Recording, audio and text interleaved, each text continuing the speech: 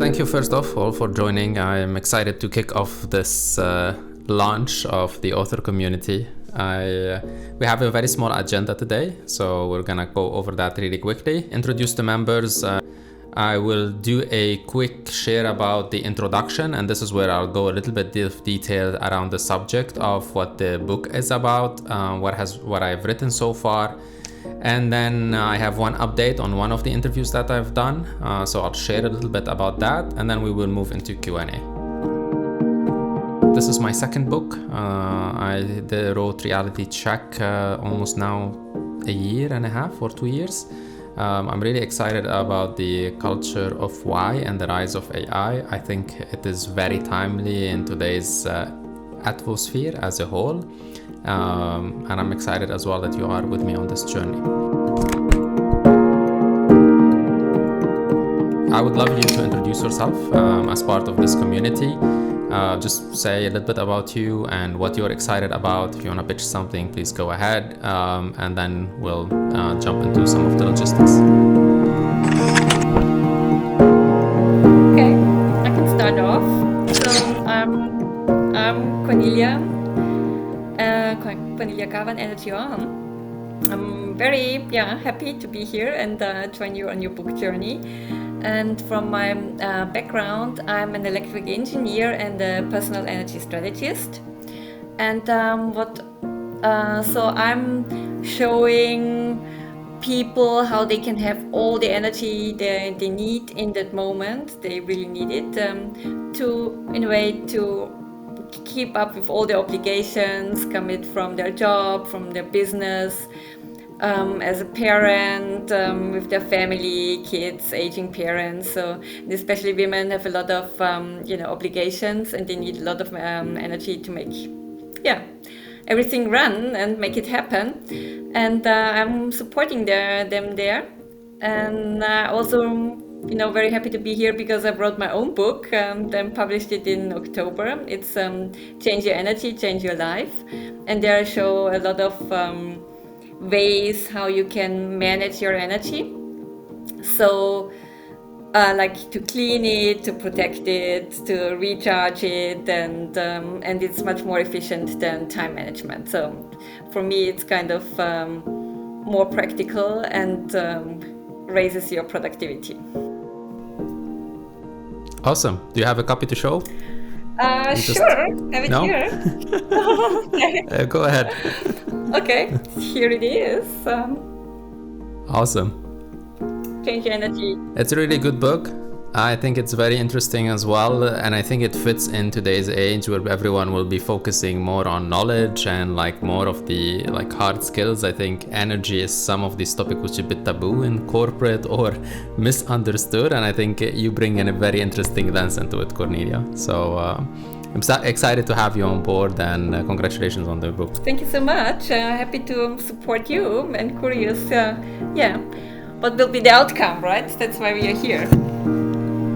Absolutely. Awesome.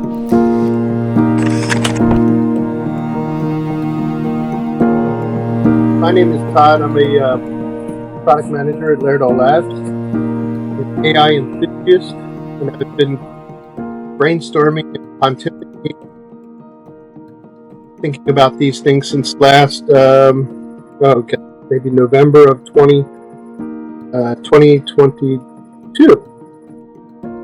Got involved with AI, a bit of prompt engineering, and setting up an environment on a Apple with an M3 and 128 gigs of RAM to test and tune local models. And I've been using it for a variety of different things, and lately I've been building agents. Originally, I had built super prompts to do all this work, and now I've been doing dedicated agents using smaller models to try to create a constellation of helpers.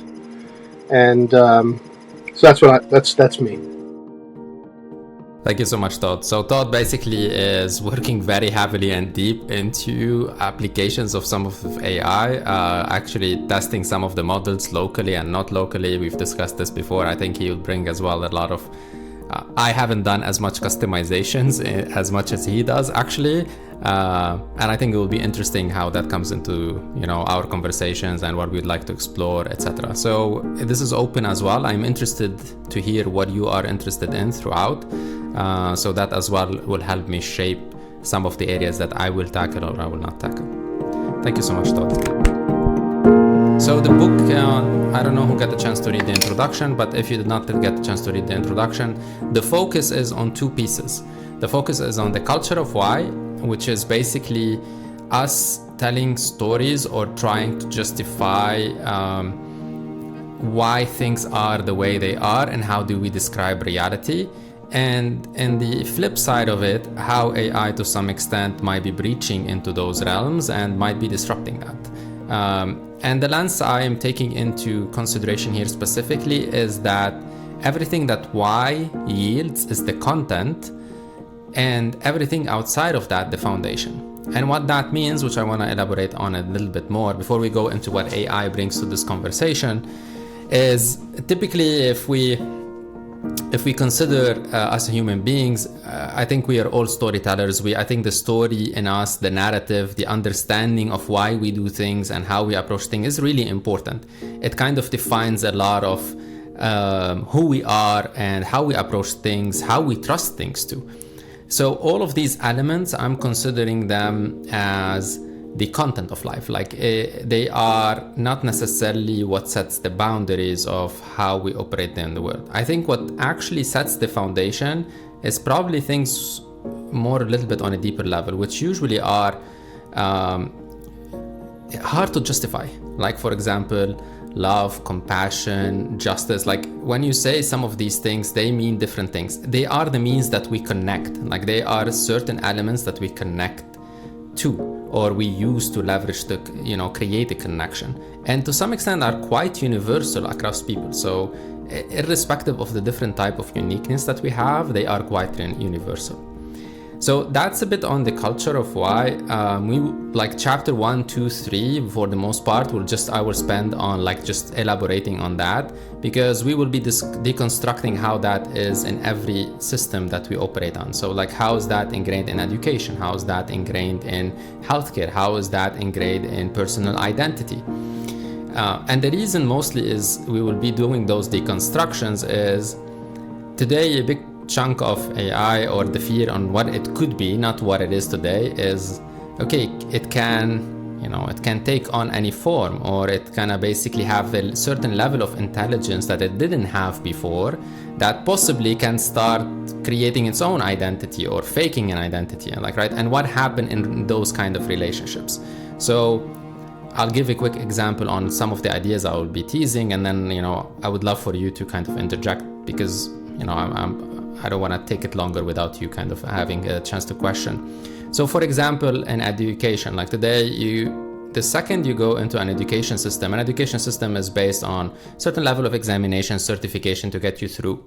And each time you get through, you establish a certain level of trust with society by saying you're a doctor, you're a professor, you've kind of went through these phases, and now we acknowledge that you have a certain level of expertise. Right? But what if today that level of expertise is just a chip in your head and the AI is taking that all away? Like what happens then? Are we gone? Like what changes in our relationships to education? And some of the things that I will be teasing out is that kind of relationship. What does the implications of that and how the shift will be on our society, which most likely will not be seen in the next couple of years. I think people see AI today more than it is, and we will discuss that a little bit and what it's possible it can do. I think people expect it to do more than it actually can in many realms, and especially today, because at the end of the day, the really revelation is that today we can talk to AI rather than just sending a command or talk to a machine. Like AI is now allowing us to talk to a machine. That's kind of the interface which is happening.